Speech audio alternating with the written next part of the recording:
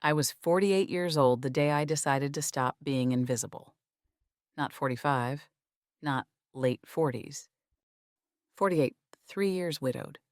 Gray hair I'd stopped bothering to dye 6 months after they buried Thomas. When did I become the woman people look past? Was it gradual, like hair graying strand by strand? Or sudden the exact moment they lowered his coffin into Kansas dirt? I walked through town that Tuesday. Morning, like I'd walked every Tuesday for 3 years. The shopkeeper looked through me while serving the woman behind me.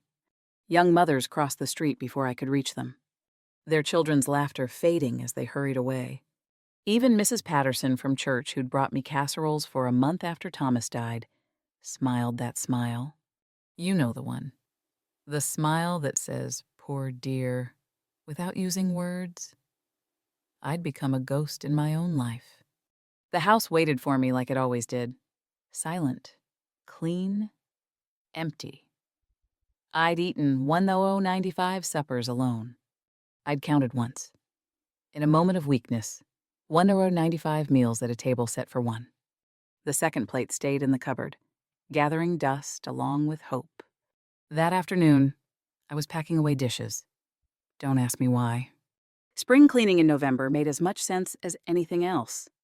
I pulled down the good china the set Thomas's mother gave us, the one I hadn't touched since the funeral, and wrapped each plate in newspaper. The paper crinkled under my fingers. My hands moved automatically. Fold and wrap. Fold and wrap. Then words caught my eye. Not the news. An advertisement. Rancher. 52 seeking companion. Age and appearance unimportant. Conversation and kindness essential. I stopped breathing. Age and appearance unimportant. 5 words. When was the last time anyone had said that to me? About me? Anywhere near me? My coffee grew cold on the table. Gray morning light filtered through the kitchen window. Catching on my reflection in the glass, gray hair pulled back. Lines around my eyes that hadn't been there when Thomas was alive. Hands that had washed dishes alone for 3 years. Scrubbed floors alone. Pulled weeds from the garden alone. The only sound was my own breathing. I read the advertisement again. And again. A rancher in Montana. 52 years old. Seeking conversation and kindness. Not youth. Not beauty.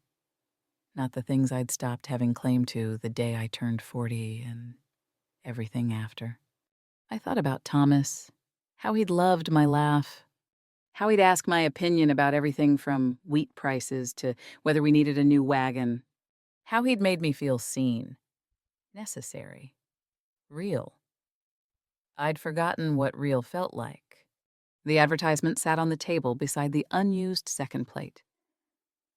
2 things I should put away. 2 things gathering dust. 2 reminders of lives not lived. I folded the paper once, twice, 3 times. Small enough to hide in my pocket, small enough to forget about, small enough to pretend I'd never seen it. I put it in my pocket instead. That night, I couldn't sleep. The advertisement seemed to burn through my dress, through my nightgown, straight into skin. I kept hearing those words. Age and appearance unimportant. Conversation and kindness essential. What if no? I was too old for what ifs. 48 and alone and past my chances. Everyone said so. Mrs. Patterson said so. The shopkeeper's pitying looks said so. The young mothers crossing the street said so. But at 3 a.m, with moonlight cold on my empty bed, I got up, lit the lamp, took out paper and pen. Dear sir, I wrote, then stopped. What did a woman say to a stranger in Montana? How did you put loneliness into words without sounding desperate? How did you admit you'd become invisible without admitting you'd given up? I started again. I am 48 years old. A widow of 3 years. My hair is gray. I have no children. I am capable with a house and garden. I am alone. Truth. Stark and simple, and harder than any lie would have been. I signed my name, addressed the envelope before I could change my mind, sealed it before courage could fail. The post office didn't open until 8.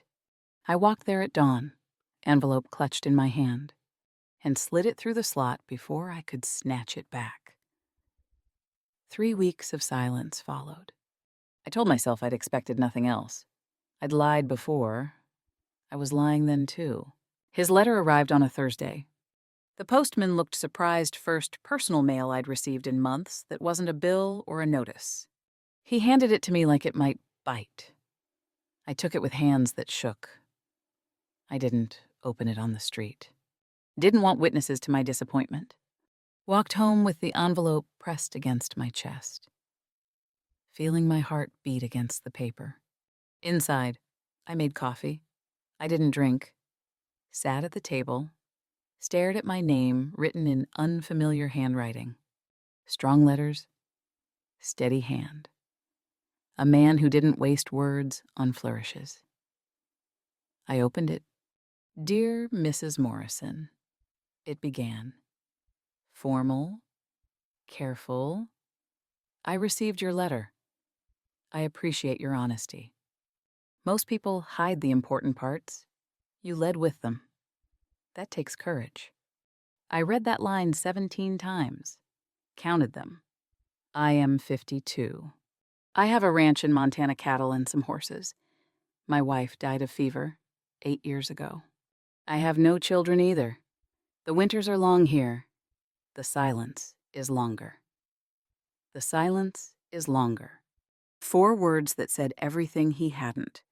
He described Montana mountains that touched clouds, winter that came early and stayed late, land that stretched forever. He wrote about his ranch, the work, the solitude. He didn't dress it up pretty, didn't promise easy. Then, at the end, you asked nothing of me in your letter, so I'll ask something of you. Do you know what you want? Most people don't. I need to know if you do. I sat with that question for 2 days. Did I know what I wanted? I wanted to stop being invisible. Wanted someone to ask my opinion again. Wanted conversation at supper instead of silence. Wanted to matter to someone. Anyone. The way I'd mattered to Thomas. I wanted to stop being alone. I wrote back, told him about wanting purpose beyond just existing. About missing having someone to cook for, to care about, to talk with. About how I'd started talking to Thomas's photograph and knew that wasn't living, just haunting my own life. His next letter came faster, 2 weeks instead of 3. We settled into rhythm after that. Weekly letters, like clockwork. He wrote about ranch work, asked my opinion on whether to sell cattle before winter or wait for spring prices. I wrote about my garden, asked his thoughts on whether Montana soil could grow the tomatoes I'd perfected in Kansas. With each letter, I felt less like a ghost. He had a dry sense of humor I hadn't expected. Wrote about his horse being smarter than most men he knew. Asked if I thought that was insult to the horse or the men. I laughed. First real laugh in 3 years. Sat alone in my kitchen and laughed at a joke from a stranger in Montana. He asked questions no one had asked in years. What did I think about women's suffrage? Did I prefer morning or evening? What was the last thing that had made me truly happy? I told him things I hadn't told anyone. How I missed having someone to cook breakfast for. How I still set out 2 coffee cups sometimes before remembering. How I wondered if this half-life was all that remained. 3 months of letters. I learned he read poetry. That he'd taught himself because the winter nights needed filling.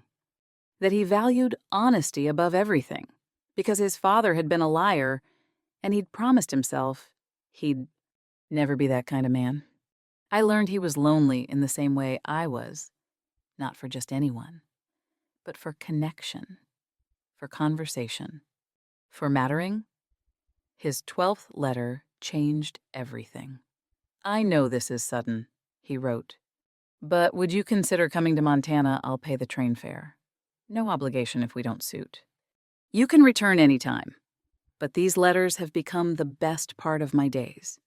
I'd like to see if the woman who writes them is someone I could build a life with." I held that letter for 3 days. Everyone would call me crazy. They already whispered I was odd, talking to myself in my empty house, buying groceries for one, letting my hair go gray without shame, but the alternative stretched before me clear as Kansas flatland. More years of invisibility, more suppers alone, slow fade into nothing. He'd asked if I knew what I wanted. I did. I wanted to stop disappearing. I wrote back one word. Yes. I bought the ticket with hands that shook. The station master looked at me like I was fever mad. "Montana, Mrs. Morrison. That's a long way for a woman alone." "I'm aware," I said. Didn't explain. Didn't owe him explanations. The neighbors reacted exactly as I'd expected. Mrs. Patterson stopped me outside church. "Think of your reputation. I'm 48 and alone." I said, "What reputation?" Young Mrs. Miller, who'd crossed streets to avoid me, suddenly had opinions. "Mail-order brides are for young women. You're too old for such foolishness." I smiled. Didn't argue. What would be the point I sorted through my possessions like sorting through a life? What do you take when starting over? What do you leave behind? I sold the furniture, most of it. Thomas's. Family pieces, anyway. Never truly mine. Kept one carpet bag of clothes, the letters from Montana. Thomas's photograph, because forgetting him would dishonor what we'd had. The house echoed as I walked through it one last time. These rooms had held my marriage, my grief, my slow disappearance. I'd been happy here once. That woman felt like someone I'd known in passing, barely remembered now. I locked the door, didn't look back. The train platform bustled with people coming and going, starting journeys, ending them. I stood with my carpet bag and watched families reunite. Lovers embrace, businessmen rush past. No one looked at me. I'd gotten used to that. "Mrs. Morrison." I turned. Mrs. Patterson, slightly breathless from hurrying. "I wanted to—" She paused, looked at me, really looked. Maybe for the first time in 3 years. "I wanted to wish you well. You're braver than I could be." Something in my chest loosened. "Or more foolish." "Perhaps the same thing," she said, squeezed my hand. Left. I boarded the train. Found a seat by the window. Watched Kansas slide past flat land, brown fields, sky stretching forever. This was the world I knew, the world where I'd become invisible. I was leaving it for mountains I'd never seen, for a man I'd never met, for a future that existed only in letters and hope. The woman across from me asked where I was headed. "Montana," I said. "Meeting my future husband." Speaking it aloud made it terrifyingly real. She smiled. "How exciting. How did you meet?" "Through letters," I said. "I answered his advertisement." Her smile faltered. I saw the judgment. Quickly hidden. Mail order bride. Desperate woman. Too old to attract a man the normal way. I stopped caring what she thought somewhere in Nebraska. The train rocked through the night. I couldn't sleep. Lay in my narrow berth and listened to wheels on tracks, steady and relentless as heartbeat. Each mile took me farther from the woman I'd been, closer to whoever I might become. What if he was disappointed I'd been honest in my letters about my age, my gray hair, my plain appearance? But letters were just words.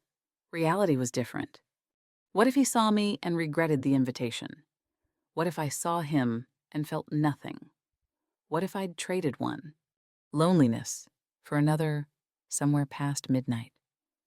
Doubt became certainty. This was a mistake. I should send a telegram at the next stop. Apologize. Return to Kansas and my empty house and my invisible life. At least that life was predictable. The train kept moving, and so did I. Dawn broke over landscape I didn't recognize. Mountains appeared on the horizon, real mountains, not the gentle hills of Kansas. They looked impossibly large, impossibly far, impossibly beautiful. I pressed my face to the window and watched them grow closer. By the time the conductor called Montana Territory, my heart was beating so hard I thought everyone could hear it. I smoothed my dress, touched my gray hair, picked up my carpet bag. The train slowed, stopped. I stepped onto the platform into Montana afternoon. The air smelled different, pine and distance and something wild I couldn't name. Late afternoon sun painted everything gold: the platform, the town beyond. The mountains rising in the background like gods watching mortals play. I stood there with my carpet bag, scanning faces. Then I saw him. Tall, weathered in the way men who work outdoors become weathered, sun-lined, work-roughened, solid. He stood at the edge of the platform, scanning arriving passengers with an expression I recognized because I felt it too. Fear. He was afraid, nervous. His hands clenched at his sides. Then released, he shifted his weight. Scanned the crowd again. Our eyes met. I knew him. Don't ask me how. I'd never seen his face, but I knew the man who'd written those letters. Something in the way he looked at me direct. Honest. Hoping. He walked toward me. I stayed still. Let him come. Mrs. Morrison. His voice matched his letters careful. Honest. Kind. Mr. Thornton, I said. We stood there, two strangers who'd told each other truths in ink, now facing the truth of flesh and bone. I'd prepared for disappointment, for the polite smile that didn't reach eyes, for regret he'd try to hide. Instead, he said, "You're even more beautiful than I imagined." I started crying.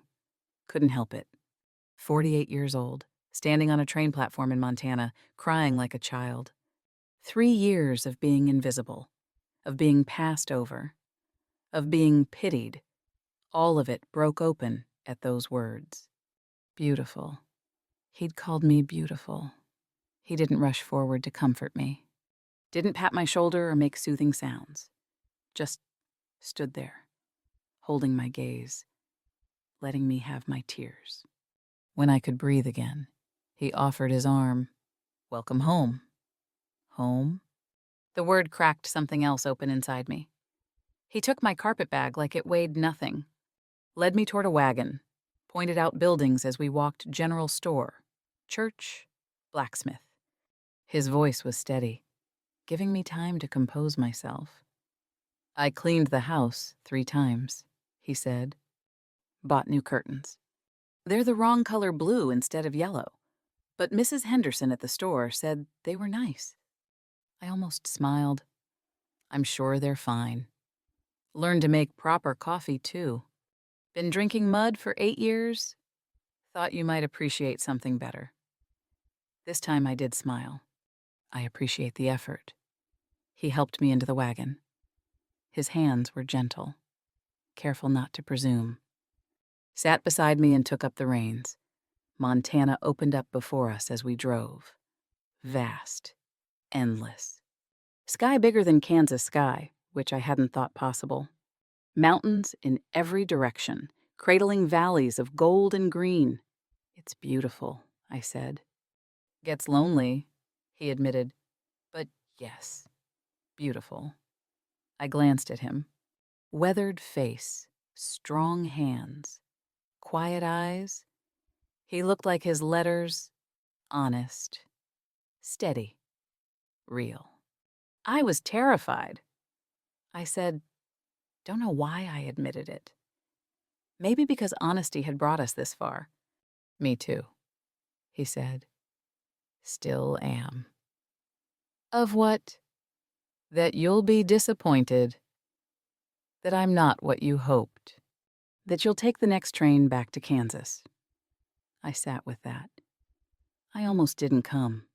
Almost sent a telegram from Nebraska saying I'd changed my mind. I'm glad you didn't. Ask me tomorrow. I said, after you've heard me snore and seen me without my hair pinned up. He laughed, real laugh that crinkled his eyes. Fair enough. The ranch appeared over a ridge. Small house, weathered barn, mountains rising behind like sentinels. Smoke curled from the chimney he'd kept a fire going, waiting for my arrival. It's not much, he said. I looked at the house, thought about my empty house in Kansas, the silent rooms, the ghost I'd become. It's everything, I said. Meant it more than I'd meant anything in years. He'd prepared a guest room. That first evening, he showed me through the house, small but clean. Everything in its place. The wrong-colored curtains hung in the kitchen window. Blue. Like he'd said. They were perfect. Your room, he said, opening a door. I put fresh linens on the bed. You can change anything you'd like. A guest room, separate, respectful. He wasn't assuming anything beyond what letters had promised companionship. Conversation, possibility. I set my carpet bag on the bed. Noticed the small things. Fresh wildflowers in a jar on the dresser. A quilt that looked handmade. A window facing east for morning sun. He'd thought about what I might need. Dinner was awkward, both of us trying too hard. He'd cooked stew that was too salty, biscuits that were too hard. I didn't complain. He'd made the effort. I'm not much of a cook, he admitted. I am, I said. If you'd like, I'd like that. But you don't have to. I want to. Those 3 words seemed to settle something between us. We washed dishes together after, found a rhythm without discussing it. He washed. I dried. Our hands touched once, reaching for the same plate. We both pulled back. Both smiled awkwardly, like children. I thought, 2 grown people, acting like children. But there was something sweet in that, something honest. After dishes, he showed me his evening routine. Sat in his chair by the fire with a book. I sat across from him with my mending. We didn't talk much. Didn't need to. I'd expected to learn to love him. Hadn't expected to like him. But I liked the quiet way he thought before speaking. Liked how he'd glance up from his book and smile when he caught me watching. Liked him.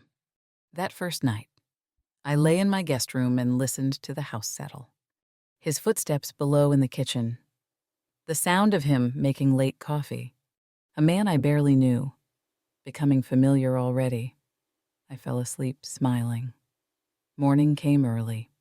I woke to unfamiliar sounds, his boots on the porch. The barn door. Cattle lowing in the distance. Sunrise painted my room gold. I rose, dressed, pinned up my hair. Found him already outside, doing whatever ranchers do at dawn. I made coffee. Strong and black. The way he took it. Started breakfast eggs. Bacon. Biscuits made properly. Set the table for 2. Heard him return, his footsteps stopping in the doorway. You didn't have to. I turned. I wanted to. Remember. He smiled, removed his hat. Sat at the table like a man trying to remember how to be cared for. We ate in comfortable silence. He complimented the biscuits, asked if I'd slept well, told me about the cattle, the fence that needed mending, his plans for the day, normal conversation, ordinary life, exactly what I'd been missing. "Would you like to see the ranch?" he asked after breakfast. I did. He showed me everything. The barn with horses that needed better names than Horse and Other Horse. The cattle scattered across pasture. The creek running cold from mountain snow. The garden plot. Overgrown and neglected. "Sarah, my wife, kept a garden here," he said. "I haven't had the heart to tend it since." I looked at the plot. Saw potential under the weeds. I'd like that. If you want to. If I wanted to? He kept saying that. Kept giving me choice. Kept making sure I knew staying was decision, not obligation. Days passed. Then weeks. I woke early, made breakfast, tended the garden while he worked cattle. He came in for noon dinner, told me about his morning. I told him about discovering peas still growing wild, about the robin's nest in the eaves. We developed rituals. Coffee together at dawn, dishes after supper, evenings by the fire, reading in comfortable silence. Sometimes he'd read passages from his poetry aloud. Sometimes I'd share something I'd found in the newspaper. Small intimacies. Building. I learned he hummed while working, off-key but earnest. He discovered I talked to the chickens, gave them names, mourned when the fox got Henrietta. We both admitted we felt foolish for these things, felt less foolish sharing them. One evening, after particularly good stew, he said, "I'm glad you came. Simple. True." "Me too," I said. First time I'd meant it without any doubt threading through. We went to town together on Saturday. He introduced me to the shopkeeper, the blacksmith, the preacher's wife. Some looked curious. Some looked judgmental. I felt old walls trying to rise. But he didn't perform for them. Didn't explain or justify. Just introduced me with quiet pride. His hand at the small of my back, protective, without being possessive. Walking out, he said, "They'll gossip. Small towns do. I'm used to it. Doesn't mean you should have to be." That night, we sat on the porch watching sunset. The silence between us felt different than the silence in my Kansas house. That had been absence. This was presence two people comfortable enough not to fill every moment with words. "Thank you," I said. "For what?"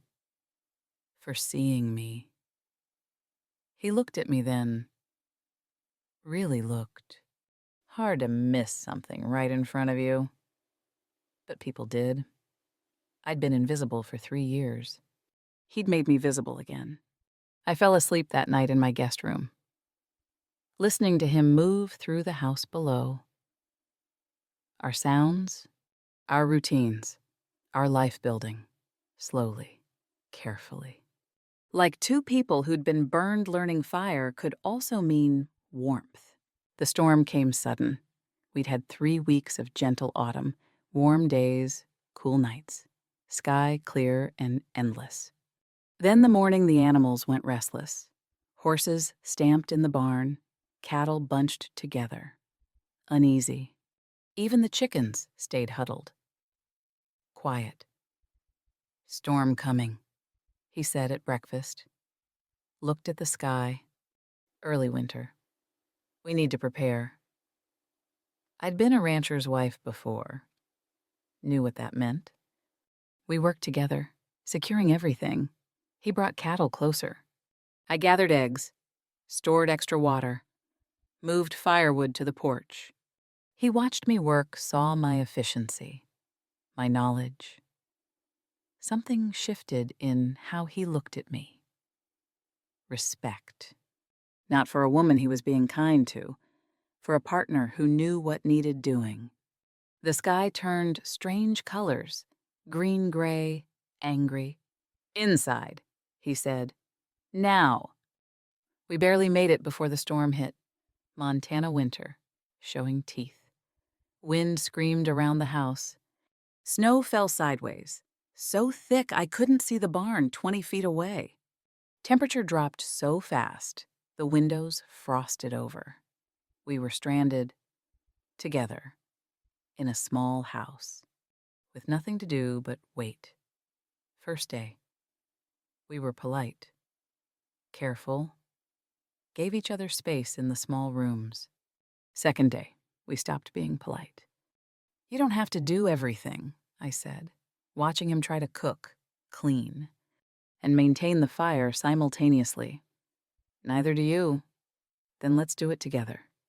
We cooked side by side in the small kitchen, bumped elbows, apologized, bumped again, stopped apologizing, started laughing instead. The storm taught us things calm never could. How we worked together, how our silences fit, how his respect, earned through blizzard, mattered more than pretty words ever would. Third evening, fire dying low, storm still raging. He said, "Tell me about him, your husband." I could have deflected, could have said it was too painful. But we'd built this relationship on honesty. Thomas was kind. I said, gentle. He made me laugh, asked my opinion about everything, made me feel necessary. You miss him. Every day, but I miss who I was with him more. I miss mattering. He nodded, stared at the fire. Sarah died 8 years ago. Fever took her in 2 days. I wasn't ready. Kept thinking I'd have more time to tell her things. What things? That she made the loneliness bearable. That I appreciated her. That I loved her. Not just in the way you say at weddings, but in the daily way. The way that counts. We sat with that. Two people who'd loved, lost, survived. Two people learning to hope again, despite knowing hope came with risk. "I'm glad you came," he said. Not the first time he'd said it. But different now. Deeper. "I'm glad, too." Meant it more each time. The storm cleared on the fourth morning. World outside was white, new, unmarked. We stood on the porch together, coffee in hand, watching sun make diamonds of fresh snow. "We weathered that well," he said. I knew he wasn't just talking about the storm. "Yes," I said. "We did." Something had shifted during those stranded days. We'd moved from strangers being polite to partners being real. He'd seen me capable, equal. I'd seen him vulnerable, honest. We'd weathered it together. Could weather more. That night, back in my guest room, I realized something. The room still felt like guest quarters. Like I was visiting, like I hadn't fully committed to staying. I fell asleep wondering when I'd be brave enough to change that. We'd been settling into each other for a month when it happened. I went to town alone. He was mending fence, working that needed finishing before more snow came. I needed flour. Thread. Small things. I felt confident now. Comfortable. Belonged here. Mistake. I was behind the general store, waiting while Mr. Henderson fetched my order. When I heard them, women's voices, familiar small-town cadence of gossip dressed as concern. Feels sorry for her. That's all. Well, what else would a man want with a woman that age? Charity case. She probably has nowhere else to go. Laughter. Cruel and casual. I stood there, flower forgotten, thread forgotten, every old wound ripping open fresh. Charity case. What else would a man want? That age. Every cruel voice I'd ever heard echoed in those words. Every time I'd been passed over, pitied, dismissed. Every year that added to the invisible weight of being a woman past her prime, I left without my order. Rode home with words burning in my chest. He noticed immediately when I returned. What's wrong? Nothing. Automatic. Protective. Don't do that. Don't hide. I'm not hiding. But I was building walls, protecting myself from the pain of mattering to someone who might realize, any day now, that I wasn't worth the effort. He gave me space. Didn't push. But I saw the hurt in his eyes. Saw him trying to understand what he'd done wrong. He hadn't done anything wrong. I was destroying something good because I was terrified of losing it. That night, I lay in my guest room. Still the guest room. Still keeping distance and fought with myself. Those women were right. I was 48, gray-haired, past the age when men noticed women except to help them across streets or offer chairs. He probably did feel sorry for me. Probably regretted this arrangement, but was too kind to say so. But he'd never made me feel like charity. Never made me feel less than... He asked my opinion, valued my work, looked at me like I mattered. I was running from fear, not from fact. I was making myself invisible again because invisible felt safer than vulnerable. At midnight, I gave up on sleep. Went to the kitchen, our meeting place, the heart of this house we were building together. Found him there already, sitting at the table, coffee cold, looking tired and worried and old. I heard what they said. He told me, "In town?" Mrs. Henderson mentioned it. Thought I should know what people were saying. My throat closed. "I don't care what they think," he continued. "Only what you think. But I need to know, do you want to be here? Or are you staying? Because you feel obligated. Because if it's obligation, I'll buy you a ticket back to Kansas tomorrow." No hard feelings. I sat down across from him, faced the fear head on. "I'm scared," I admitted, voice shaking but words clear.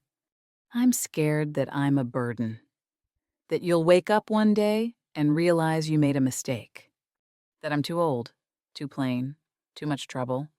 I'm scared that caring about you, about this, means I'll lose it, and I can't..." Voice broke. He waited.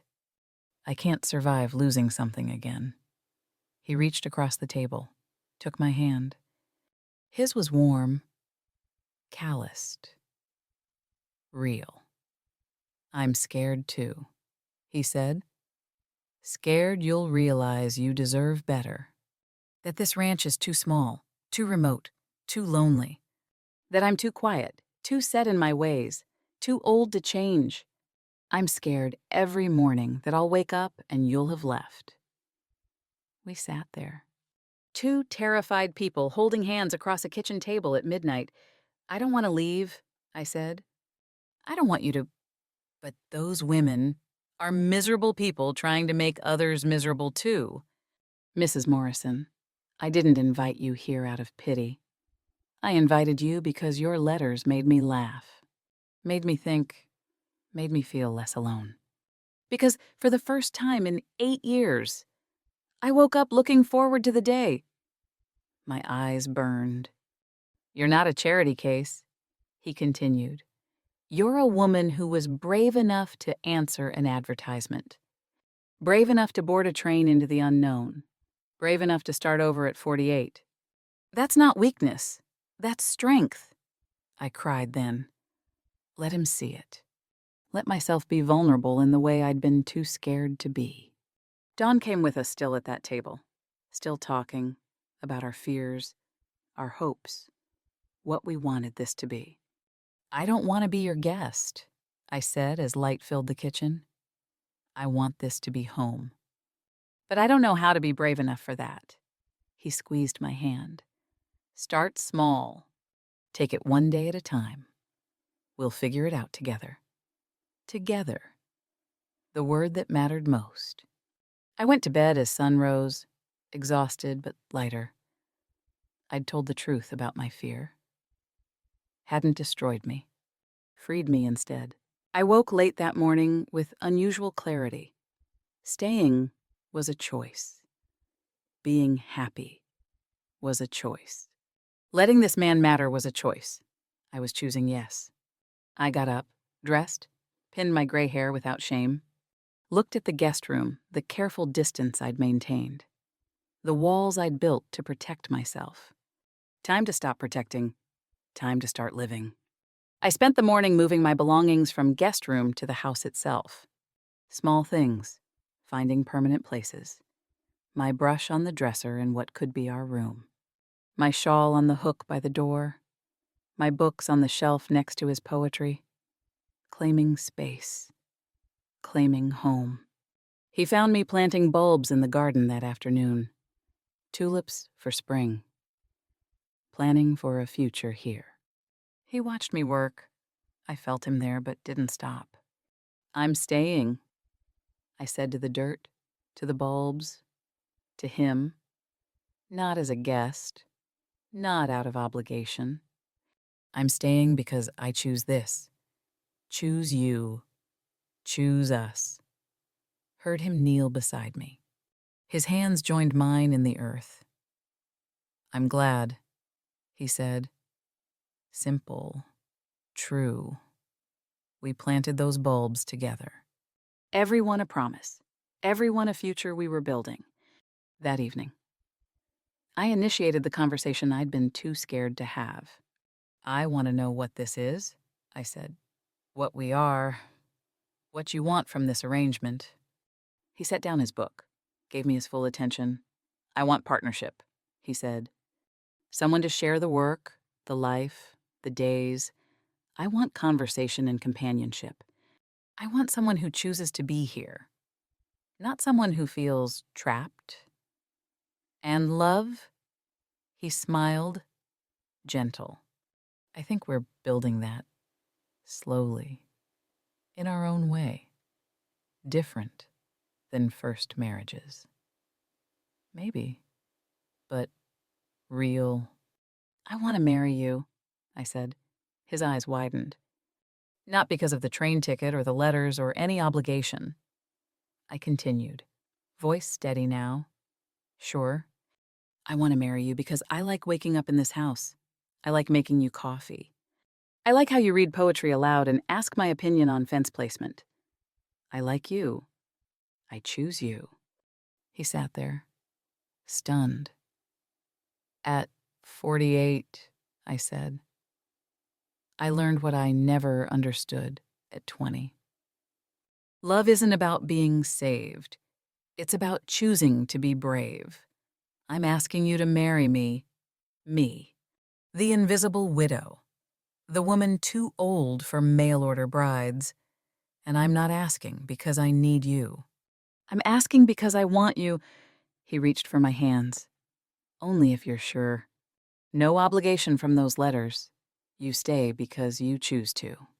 I'm sure. First time in 3 years, I'm completely sure of anything. He kissed my hands. Looked at me with eyes that saw everything gray hair. Lines. Years. Saw me. Yes, he said. Yes. We planned a small wedding. Nothing fancy. Just us. The preacher. A few witnesses. I wrote my own vows because words mattered to us. Words had built this.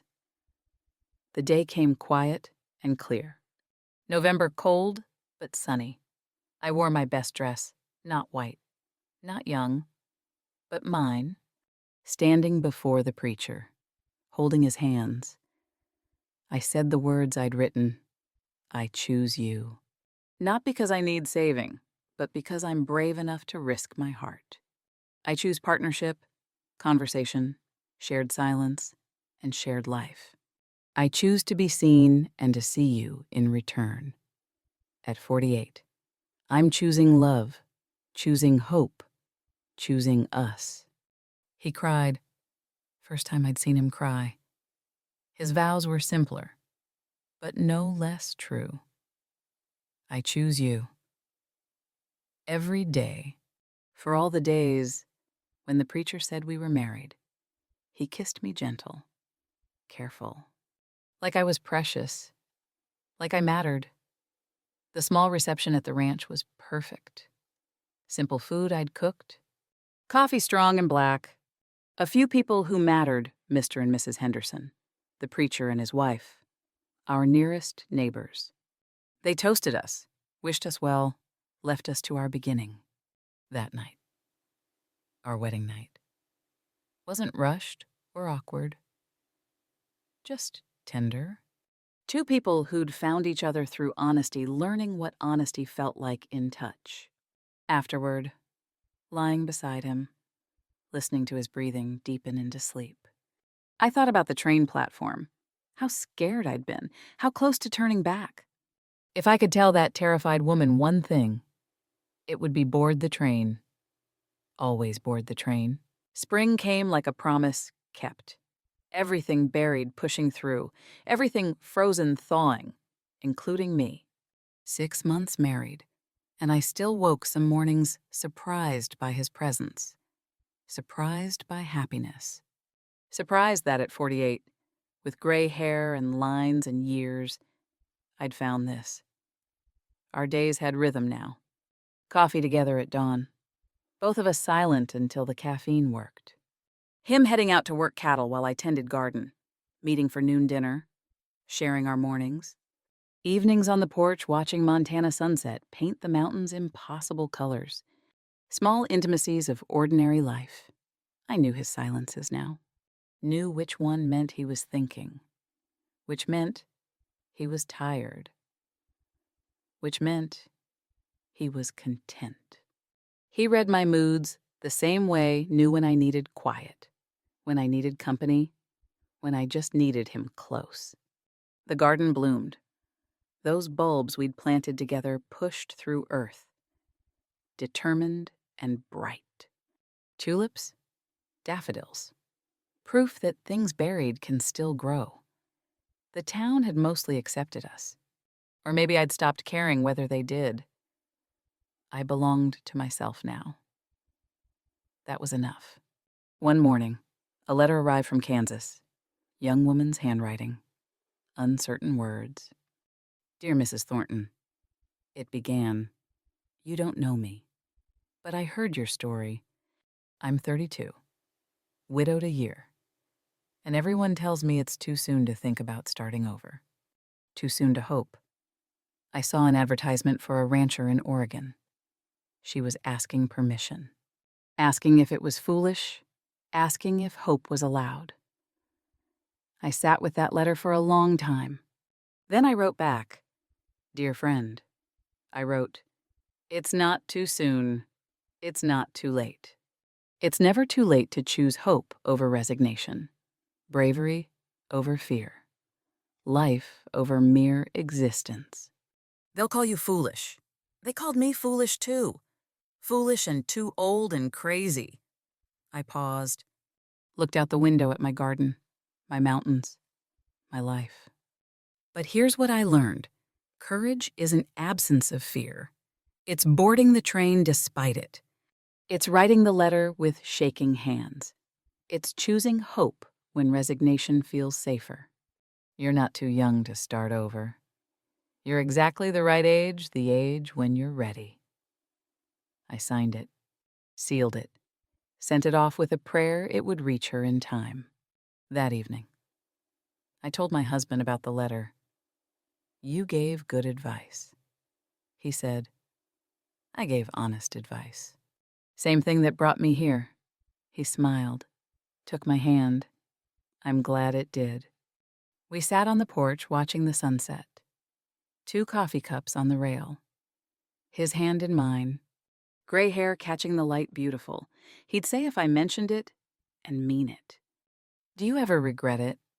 I asked, placing that advertisement every day. He said. My heart stopped. He squeezed my hand. I regret not doing it sooner. Could have had more time with you. I leaned against him, solid. real, mine.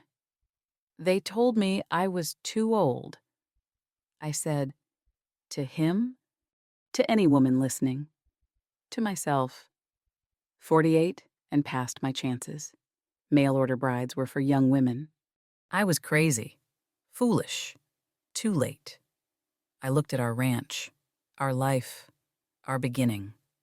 But here, in Montana, with this man who values my words over my youth, my partnership over my appearance. I learned the truth. A woman is never too old to choose joy, never too old to risk her heart, never too old to board a train into the unknown and discover she's exactly where she belongs. I thought about that woman on the Kansas platform, 48 and invisible and terrified. I became a mail-order bride at 48. Best decision I ever made. Not because he saved me, I saved myself, but because I was finally brave enough to believe I deserved saving. The sun touched the mountains, painting them gold. If you're reading this, thinking you're too old, too broken, too late, you're not. The train is leaving. The only question is, are you brave enough to board it? My husband kissed my temple. Quite the philosopher. Quite the life, I corrected. We stayed on that porch until stars came out. Until Montana night wrapped around us like a blanket. Until we were ready to go inside to our home. Our bed, our life together. I'd spent so long invisible, I'd forgotten what it felt like to be seen. I'd spent so long protecting my heart.